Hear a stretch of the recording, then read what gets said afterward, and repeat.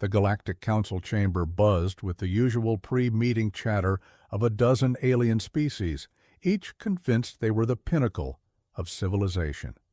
The Zephyrians clicked their mandibles in what passed for polite conversation, while the towering Vorthak shifted their bulk with barely concealed impatience. In the corner, the crystalline Zarathi hummed frequencies that made everyone's teeth ache. Then the humans walked in. President Sarah Chen led the small delegation, her black hair pulled. Back in a simple bun, wearing what the aliens had learned was called a business suit.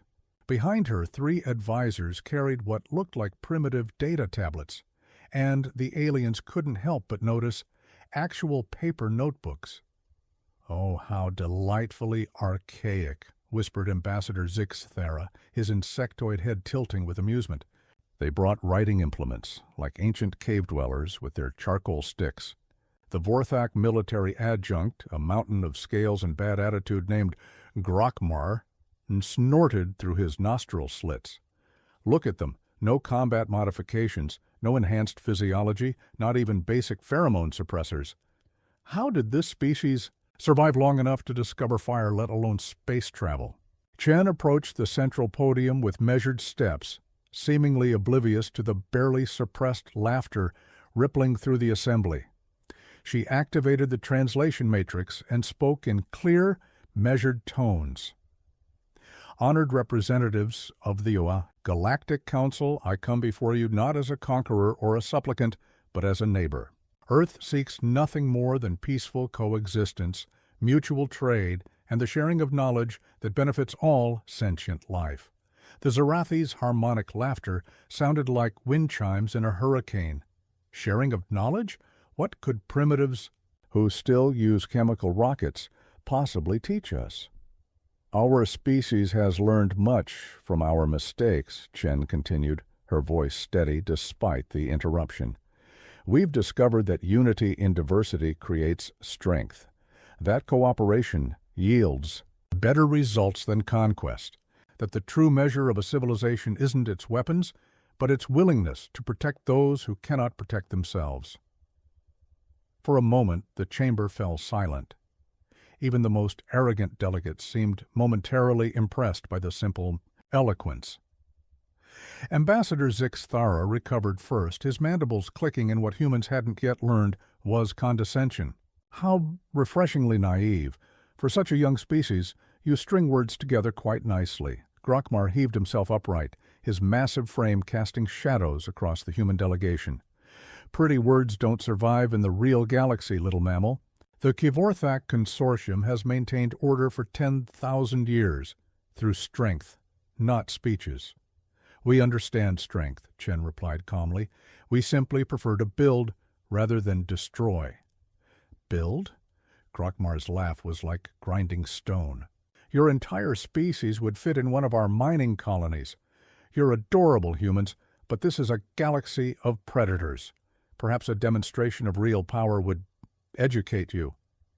The chamber's environmental systems hummed as Grokmar activated what appeared to be a standard crowd control device. Blue energy crackled between his claws. "Just a mild neural disruptor," he announced to the assembly, "set to stun naturally. We're not savages." The energy beam struck President Chen dead center. She didn't stagger, didn't cry out. She simply ceased to exist, her molecular structure scattered across 3 dimensions by what was definitely not set to stun. The silence that followed was absolute. "Oops," Grokmar said, his tone carrying about as much remorse as a yawn. Human durability parameters were, apparently, miscalculated. How unfortunate. Ambassador Williams, Chen's deputy, knelt where the president had stood. He collected a small metal pin, her flag pin, from the floor, then stood with the same measured calm that had characterized their entire delegation. "We'll need to inform our people," Williams said, his voice carrying an odd undertone that made several delegates shift uncomfortably. His smile was perfectly polite and absolutely terrifying. "And, of course, we'll need official documentation of this miscalculation."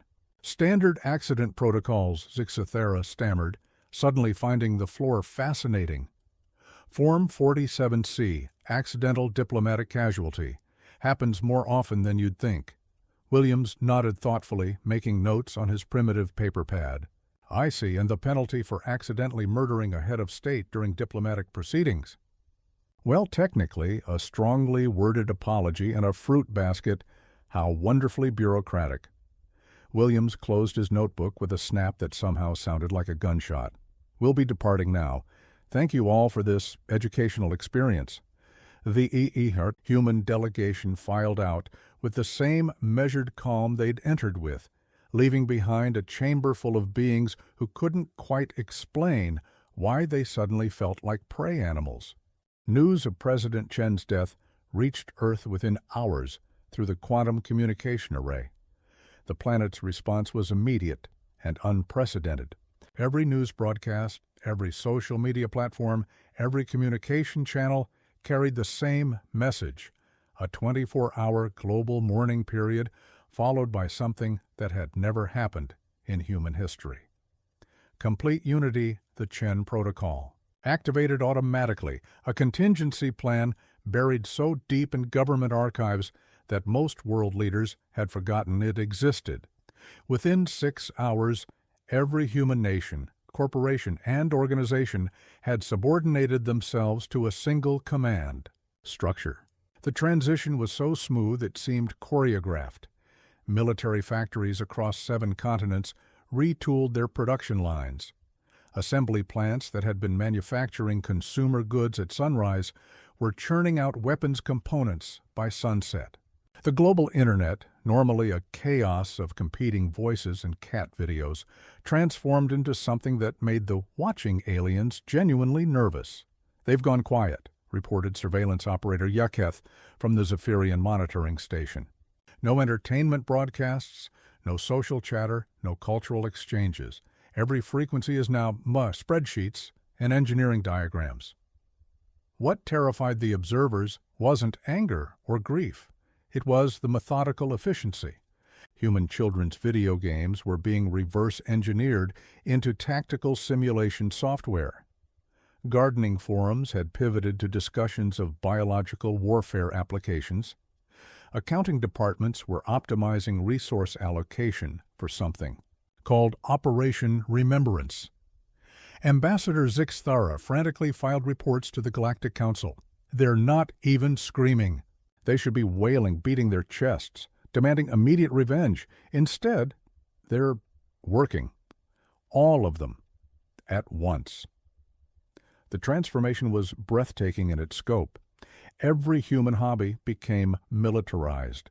Model airplane enthusiasts designed drone swarms. Chess grandmasters developed battlefield tactics. Professional athletes optimized physical conditioning protocols for zero-gravity combat. The entire species had become a hive mind focused on a single, unspoken goal. Grokmar dismissed the growing concerns with typical Kavorthak arrogance. What can primitives do? Throw rocks at our starships? Their entire military couldn't dent our hull plating, but other species were beginning to sweat. The Andromedans had a saying: when prey stops running, it's become a predator. The humans had definitely stopped running. Reports flooded in from across the galaxy. Human cultural exchange students were asking very specific questions about alien infrastructure, defense systems, and supply lines. Their innocent curiosity about population centers and military deployment patterns was making everyone profoundly uncomfortable. Dr. Cathara, the Council's xenopsychologist, issued an urgent advisory. We may have fundamentally misunderstood this species.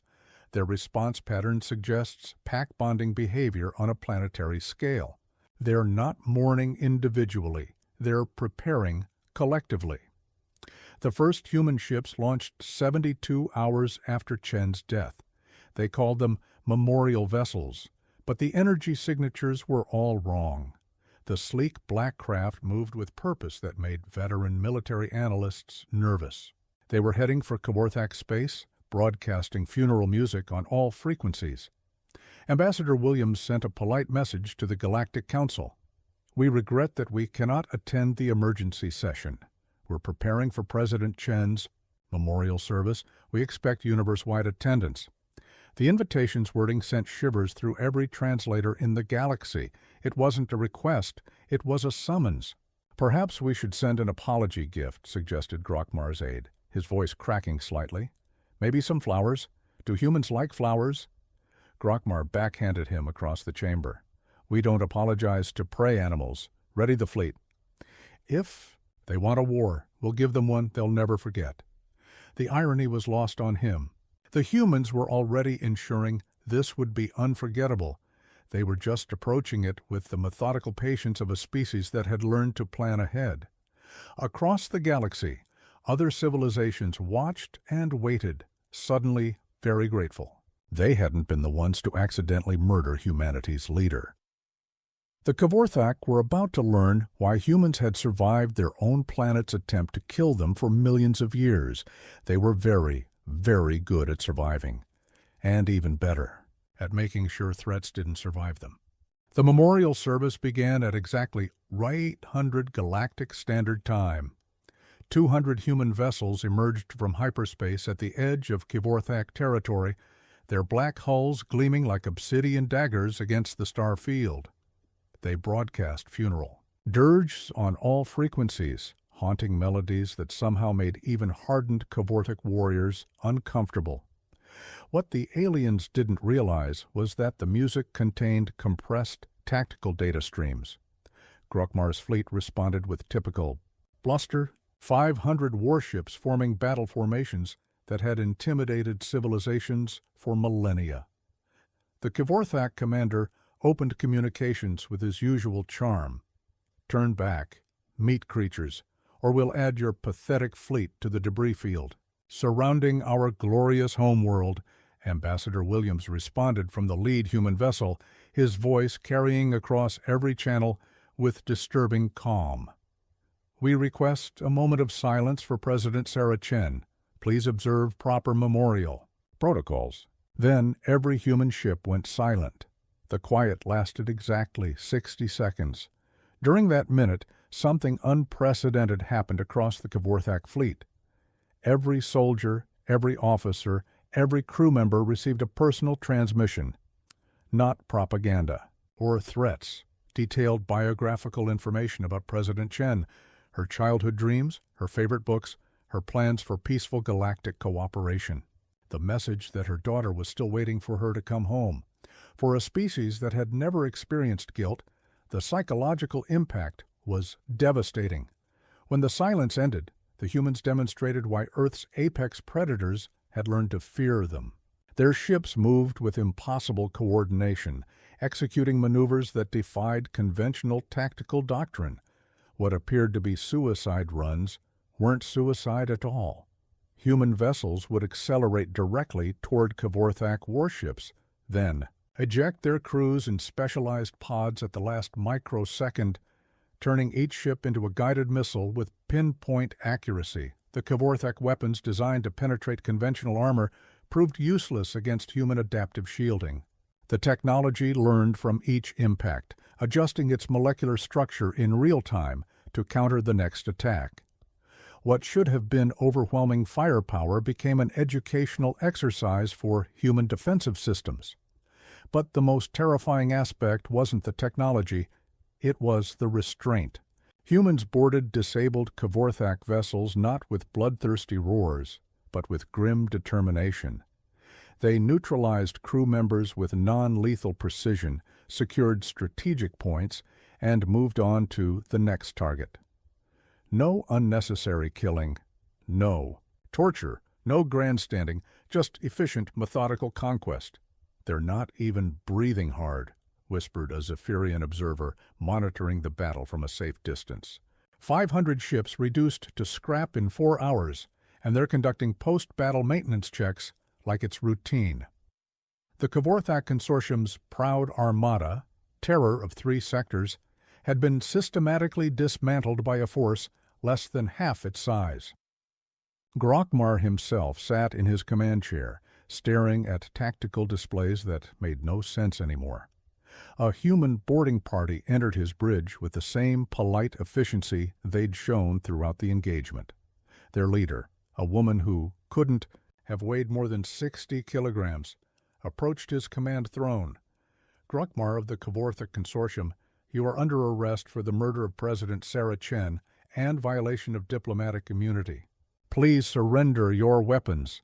The absurdity of it, this tiny creature demanding his surrender, finally broke through his shock. You think you've won? This was one fleet. We have hundreds more. The human smiled, and somehow that expression was more terrifying than any threat. Actually, you had hundreds more. Past tense. Memorial Service Phase 1 is complete. We're now proceeding to Phase 2, galaxy-wide remembrance ceremonies. Communications from across Kavorthek space confirmed the impossible. Every military installation, every fleet depot, every strategic outpost had been simultaneously neutralized by human forces that had appeared out of nowhere. The coordination required was beyond comprehension. Ambassador Williams' voice echoed across all frequencies. Thank you for attending President Chen's memorial. Please remember to honor her memory in your future actions. Phase 2 will commence in 12 hours unless formal surrender is received. The Galactic Council's emergency session lasted exactly 4 minutes. Every species with any sense immediately transmitted surrender documents to prevent their own remembrance ceremonies. The humans had proven their point with terrifying efficiency. They preferred peace, but they were absolutely exceptional at war. 6 months later, the Galactic Council reconvened in a chamber that looked remarkably different. Where once alien species had lounged in casual arrogance, now they sat with the attentive posture of students in the presence of a particularly strict teacher. The humans had a permanent seat at the central table, and when Ambassador Williams spoke, the galaxy listened. The President Sarah Chen Memorial Station orbited the original diplomatic site, a gleaming structure that served simultaneously as a research facility, cultural center, and absolutely terrifying reminder of what happened to those who violated diplomatic immunity. Tourist shuttles arrived daily, filled with aliens eager to understand the species that had redefined galactic power structures in a single afternoon. The Chen Accords have been ratified by all member species, Williams announced, his tone carrying the same disturbing politeness that had become humanity's trademark. Diplomatic immunity is now sacred law, punishable by immediate human intervention. Nobody asked what human intervention entailed. They had all seen the footage. The transformation extended far beyond legal frameworks. When the Andorian trade, Federation, and the Centauri Collective had begun mobilizing for their traditional century-long territorial dispute, both sides received identical messages. The humans would like to mediate this disagreement. The conflict resolved itself within hours through what historians would later call aggressive negotiation therapy. Ambassador Williams had become the galaxy's unofficial peacekeeping coordinator, a position that hadn't existed before but now seemed absolutely essential. His annual State of the Galaxy addresses were broadcast on every channel, watched by beings who hung on every word while nervously checking their diplomatic protocols. The Kavorthek Consortium had undergone the most dramatic transformation. Former warriors now ran support groups for species recovering from human encounters. Grokmar himself had authored a best-selling memoir titled How I Learned to Stop Worrying and Love Diplomacy. The book's dedication read, "To President Chen, who taught us that peace is a choice, but so is war." Zephyrian Ambassador Zix Thara had become something of a celebrity with his cultural sensitivity seminars. His most popular lecture, Reading Human Facial Expressions, Smile versus Impending Doom, was mandatory viewing for all diplomatic personnel. The key lesson, if humans were being extra polite, it was time to apologize for things you hadn't even done yet. Human tourists now traveled freely throughout the galaxy, welcomed with the nervous enthusiasm typically reserved for visiting natural disasters. Alien tour guides had developed scripts specifically for human visitors. And here's our cultural center. Definitely not a military installation. Please don't memorialize us. The unintended consequence of humanity's demonstration was the most peaceful era in galactic history. Species that had been warring for millennia suddenly discovered the benefits of cooperation when the alternative was explaining their conflicts to concerned human mediators. The phrase human intervention had become synonymous with problems disappearing very quickly and very permanently. New species joining the galactic community received comprehensive briefing packets. Rule number 1, printed in large, bold letters, under no circumstances should you harm human diplomatic personnel. This cannot be emphasized enough. Ask the Kvorthak for details. President Chen's birthday had become a galaxy-wide holiday celebrating diplomatic immunity and peaceful cooperation. Ironically, humans had achieved through superior firepower what they'd originally sought through peaceful negotiation. The galaxy had learned to listen. It just required a demonstration of the consequences of not listening. Ambassador Williams often visited the memorial station, standing before President Chen's holographic memorial. The woman who had died believing in galactic cooperation would have been amazed to see her dream realized through the galaxy's newfound appreciation for human problem-solving techniques. The galaxy learned to listen, he would tell her image. During these visits, you would have been proud. We kept our promises. We just had to explain the terms more clearly first. The irony wasn't lost on him. Humanity had become the galaxy's moral compass by demonstrating their exceptional capacity for immoral solutions. Sometimes the best way to achieve peace was to be absolutely terrifying at war.